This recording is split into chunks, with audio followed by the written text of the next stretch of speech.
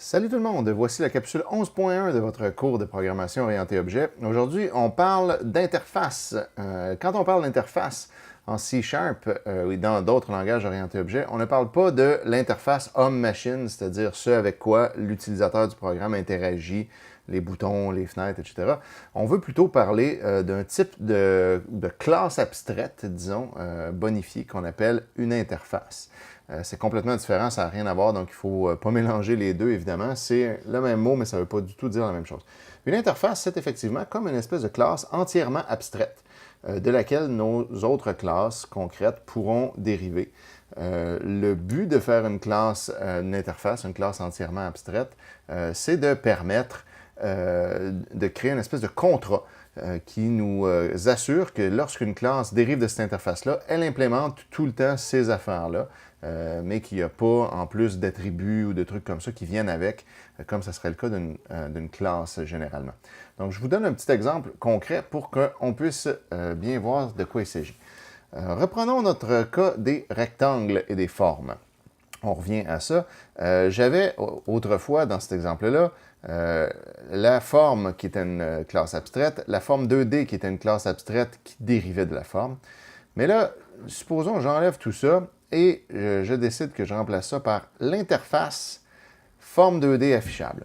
Donc, le principe d'une interface, c'est exactement comme une classe qui est entièrement abstraite. Pour la différencier, on n'utilise pas le mot classe, on utilise le mot interface. Typiquement, le nom d'une interface, par convention, va commencer par un I majuscule et va simplement indiquer qu'est-ce que cette interface-là permet de faire. Généralement, ça va être comme un qualificatif. Quelque chose est affichable, comparable, énumérable. Donc, ce genre de choses-là, de mots-clés-là. Donc là, ici, on dit que c'est une forme 2D qui est affichable, mais ça commence par un I parce que c'est une interface. À l'intérieur de l'interface, c'est simple. Tout ce qu'il va y avoir, c'est des propriétés abstraites et des méthodes abstraites. Aucun attribut, rien de concret, jamais. Contrairement à une classe abstraite qui peut contenir un peu de concret aussi. Donc, vous vous rappelez, par exemple, si je regarde ma classe abstraite forme, on en a fait une classe abstraite, bien, elle contenait effectivement une méthode affichée qui était abstraite, mais elle contenait aussi un attribut et une propriété qui, elle, était bien concrète et allait être reçue en héritage par sa classe dérivée. Dans une interface, il n'y a pas ça. Dans une interface, tout est tout le temps abstrait. Il n'y a pas d'attributs, c'est impossible d'en mettre. Tout ce qu'on peut mettre, c'est des propriétés et des méthodes.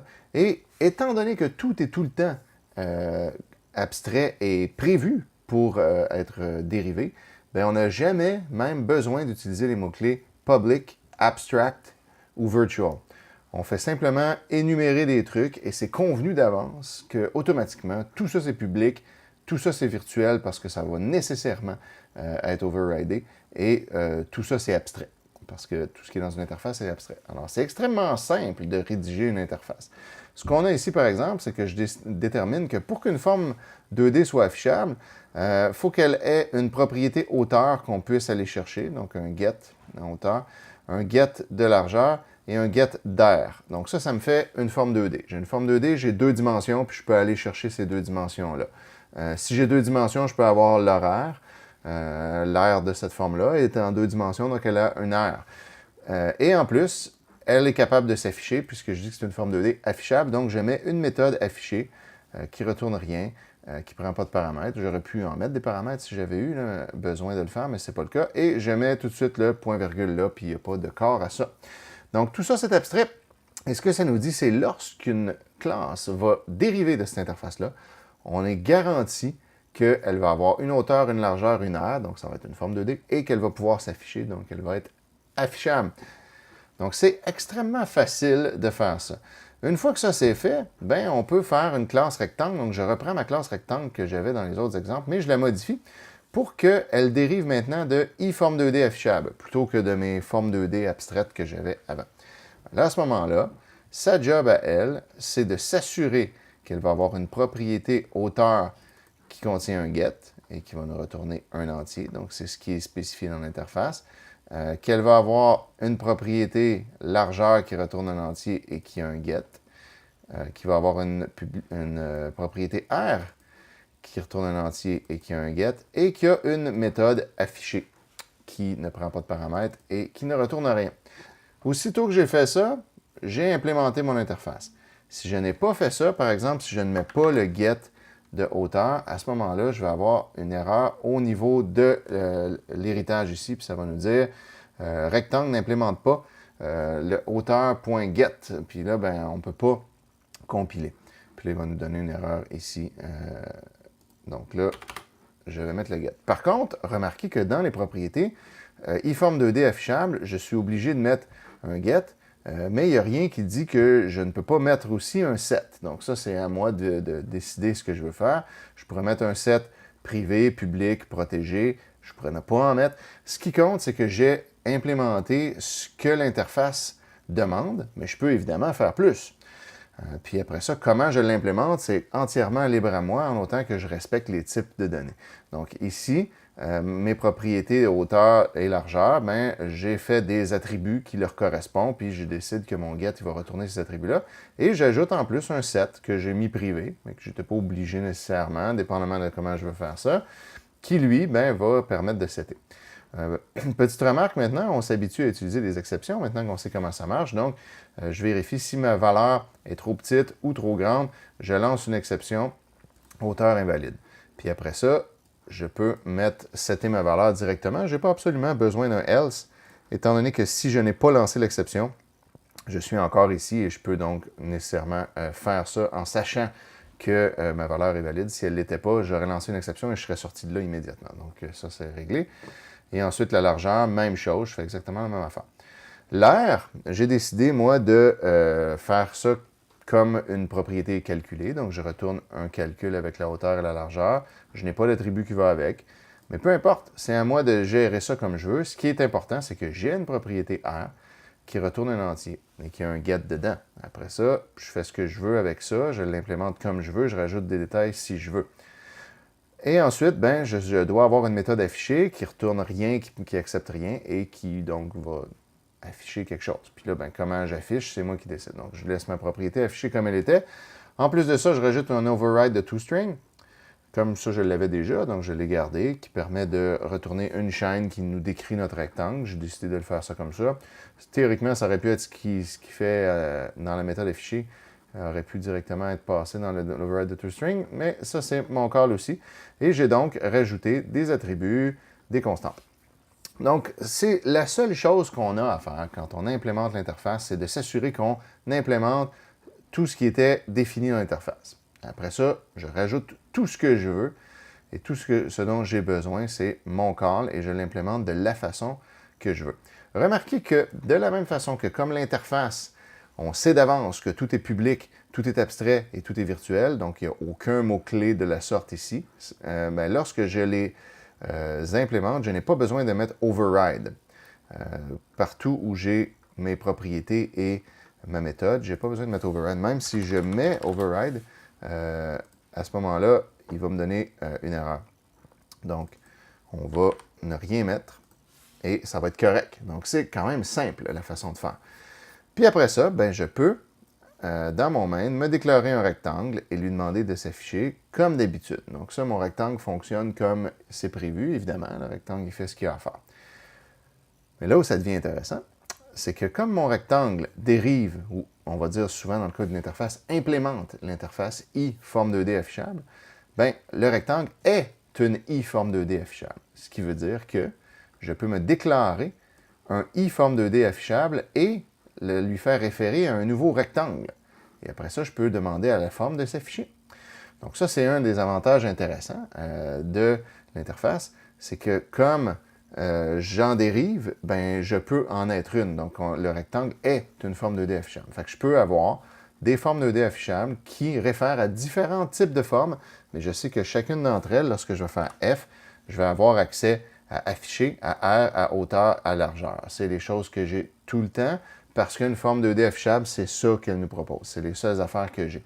Par contre, je n'aurais accès à absolument rien d'autre de spécifique au rectangle dans ce cas-ci, puisque je serai au niveau de la forme 2D affichable. Si je voulais accéder à quelque chose de spécifique au rectangle, bien, je sais que je peux utiliser le as pour transformer mon f. Par exemple, je pourrais faire que r est égal à f as rectangle. Donc ça marche. À ce moment-là, je lui dis, OK, je transforme mon F en rectangle, puis là, je réfère à cette transformation-là par R, qui est un rectangle. Et là, j'aurai accès à ce qui est spécifique au rectangle. Dans ce cas-ci, ça ne change rien, puisque je n'ai rien à ajouter, mais ça pourrait être utile. Évidemment, pour que ça marche, c'est une bonne pratique de checker avant avec is, est-ce que mon F est un rectangle ou pas, puis etc. Donc, comme on a déjà vu dans les chapitres précédents. Fait que tout ce qui s'applique à l'héritage normal s'applique aussi à l'héritage d'interface. C'est la même façon de faire. L'avantage qu'on a d'utiliser des interfaces par rapport à des classes abstraites. Pourquoi, mettons, j'ai ça? Pourquoi je n'aurais pas tout simplement ici fait exactement la même chose en disant ici abstract class ici, puis là j'aurais mis public virtual partout. Ça aurait fait effectivement le même effet. Quand j'aurais fait ma dérivation, j'aurais eu exactement la même chose, puis j'aurais pu faire exactement la même chose dans le main. La différence avec la classe abstraite, c'est que une interface, on peut dériver de ça autant qu'on en a besoin. Donc, par exemple, mon rectangle pourrait dériver de 10 interfaces différentes. Par contre, il ne peut dériver que d'une seule classe, qu'elle soit abstraite ou concrète. Une classe, donc, peut dériver d'une autre classe et de autant d'interfaces qu'on veut. Donc ça devient pratique parce qu'on peut accumuler les espèces de fonctionnalités dans les interfaces, des interfaces séparées, puis ensuite dériver de tout ce qu'on a l'intention d'implémenter. Puis après ça, quand on utilise nos objets, on a une garantie que ce rectangle-là peut s'afficher, et donc on peut l'utiliser en tant que forme 2D affichable et faire abstraction du type. Donc ça, c'est la même chose que pour les classes abstraites, mais en plus, on peut en implémenter autant qu'on en veut.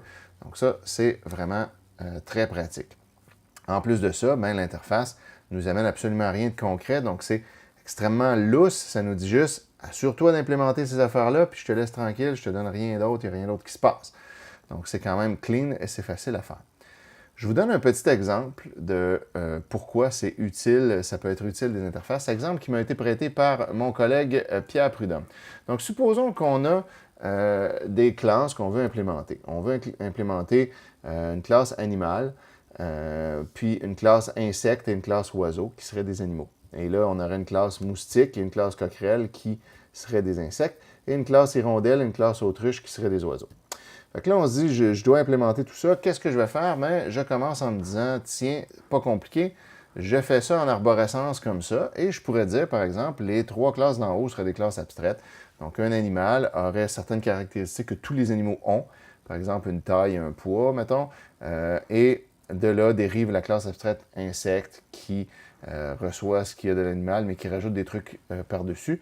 L'oiseau, même chose. Et là, on a les classes concrètes, moustique, coquerelle, qui dérivent de l'insecte, hirondelle, autruche, qui dérivent de l'oiseau. Tout va bien, puis on est bien heureux dans notre implémentation. Arrive le moment où on veut implémenter la méthode voler. Puis là, on se dit, OK, je vais la mettre où, la méthode voler? J'aimerais ça ne pas être obligé de la répéter dans plusieurs classes. J'aimerais ça que par héritage, ça fonctionne. Je la mets où, la méthode voler?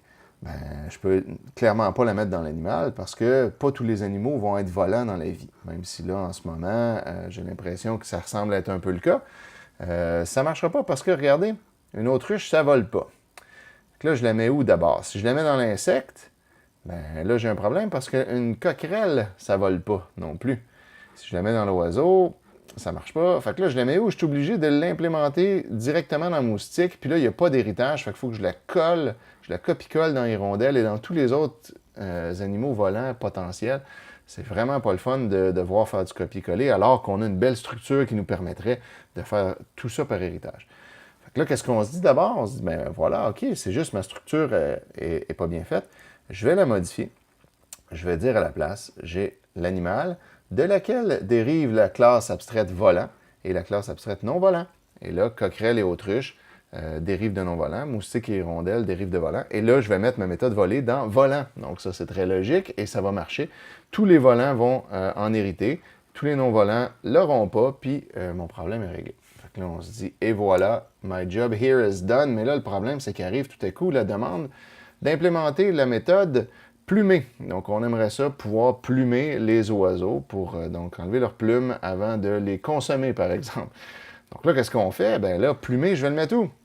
Ici, dans ma structure, si je le mets dans volant, dans non-volant, ça ne marche pas. Parce que je ne peux pas plumer une coquerelle, je ne peux pas plumer un moustique. Fait que là, encore une fois, je serais obligé un peu de l'implémenter directement dans des enfants concrets qui n'ont pas de lien entre eux, puis ça serait vraiment laid. Donc, qu'est-ce que je fais à ce moment-là? Ben, si je le replace différemment pour que ceux qui soient à plume soient ensemble dans un parent commun, ben, je reviens dans le fond à ici, puis là, ben, c'est mon volet qui ne marche plus. Fait que la solution, c'est de faire ça avec des interfaces. Parce que les interfaces, on peut dériver à la fois d'une classe et d'une interface, et même de plusieurs interfaces si on a besoin.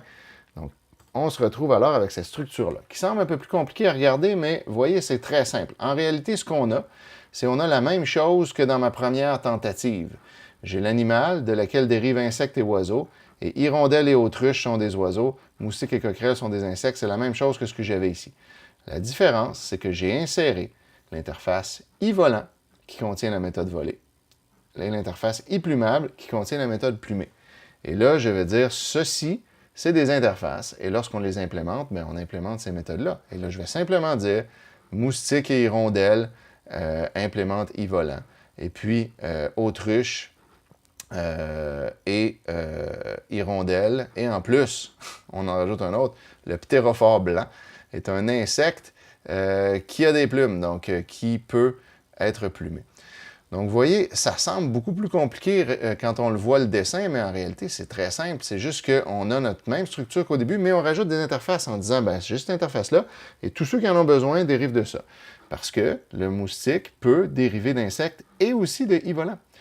Et l'hirondelle peut dériver d'oiseaux et aussi de iVolant. Donc, ça nous permet un héritage multiple. Il y a certains langages de programmation orientée objet qui permettent l'héritage multiple de classes. Donc, on pourrait hériter de plusieurs classes. Le C# ne fait pas ça, mais il nous donne la possibilité d'ajouter des interfaces. Donc, ça nous fait une espèce d'héritage multiple. On dérive d'une classe et d'autant d'interfaces qu'on veut. On n'est même pas obligé de dériver d'une classe, mais on peut. Donc, là, ça règle notre problème. Puis ça nous permet de dire, ben tout ce qui est volant n'a qu'à dériver de ça, et ça lui donne une méthode volée qu'il pourrait implémenter à sa façon, parce qu'on se doute bien qu'une hirondelle puis un moustique ne volent pas exactement de la même façon, techniquement, biologiquement, si on regarde comment ça marche. Ils vont pouvoir l'interpréter à leur manière, mais ce qui est sûr, c'est que lorsque on dérive de iVolant, on peut voler. Fait qu'après ça, dans notre main, on peut se faire, par exemple, un tableau de iVolant qui pourra contenir plein de différentes classes qu'on sait qu'ils peuvent toutes voler, fait qu'on pourra toutes leur demander de voler, et ça va être automatiquement polymorphique parce qu'une interface, c'est toujours abstrait, c'est toujours overridé par défaut. Donc, c'est simple, simple, simple à mettre en place, et ça règle habilement notre problème. Donc, voilà, c'est comme ça que ça marche, l'héritage d'implémentation. Juste un petit détail que je peux ajouter, je vous disais, on peut dériver de plusieurs interfaces ou d'une classe et d'interfaces. Pour en mettre plusieurs, tout ce qu'on va faire, c'est qu'on va utiliser une virgule, puis on va mettre une liste, si on décide d'en mettre une. Il faut qu'il y ait au plus une classe, qu'elle soit abstraite ou concrète, il ne peut pas y en avoir plus qu'une, puis des interfaces, on en met autant qu'on en veut. Alors voilà, maintenant, vous allez pouvoir pratiquer ça en exercice.